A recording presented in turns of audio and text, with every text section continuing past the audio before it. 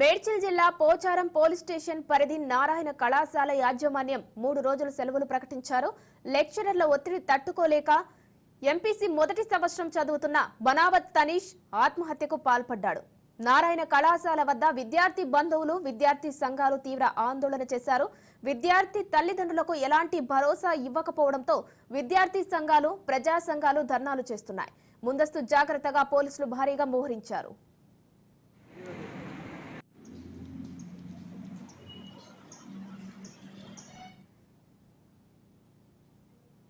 మేడ్చల్ జిల్లా Pocharam police station పరిధి నారాయణ కళాశాల యాజమాన్యం 3 రోజులు సెలవులు ప్రకటించింది.